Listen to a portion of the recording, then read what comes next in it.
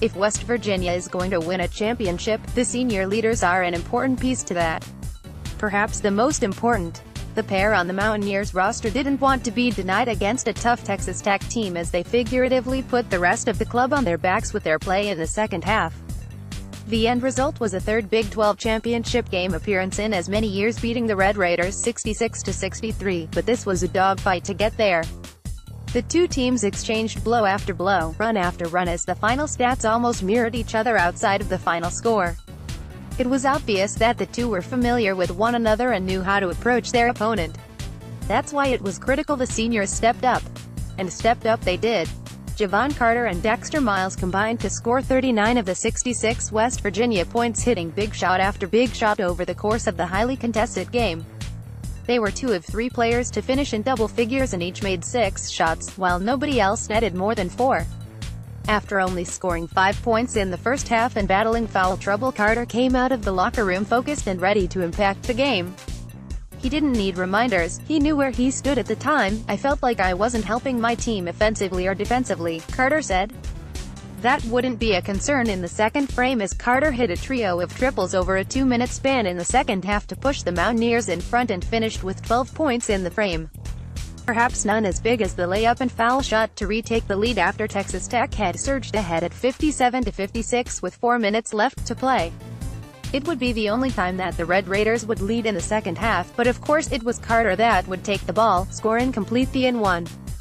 Carter also played tenacious defense, and his ability to lock down Red Raiders guard Keenan Evans down the stretch, including on the penultimate possession, proved to be the difference. Miles had 8 points at the break, but exploded down the stretch, scoring 14 points and continuing a recent stretch where he has made 24-48 from 3 over the past 8 games. After an impressive 19-point performance in the opener against Baylor, he followed that up with 22 against Texas Tech. After a season of ups and downs, Miles is playing his best basketball of the season when it matters the most as the calendar has flipped to March. And the results are showing it.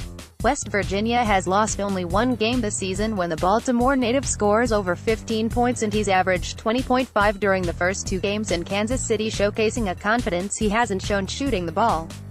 That's a big plus for us. He's been on and off all season, but he's picked it up the last 10 games, redshirt sophomore James Bolden said. It's been known since the start of the season that this team will travel as far as Carter and Miles, one of the most experienced backcourts in the nation, will take them. Through 2 games in the Big 12 tournament, the duo has scored a total of 76 points on 21-48 from the field, 14 rebounds, 21 assists. That doesn't even include the defensive efforts that aren't stuffed into a box score, although they have combined for 8 more steals and a pair of blocks, including the key play late against Texas Tech. "When you talk about leadership, Dax and JC have kept us together," assistant Larry Harrison said. "Especially Dax, he's really raised his level of play in this tournament, and with Baylor and Texas Tech in the rear view, all that's left is to do what they came to Kansas City in the first place to accomplish." West Virginia won a game where the Mountaineers made less shots, were out-rebounded and failed to generate any more than 10 turnovers with its press. The senior guards were a big part of that, and their ability to hit shots.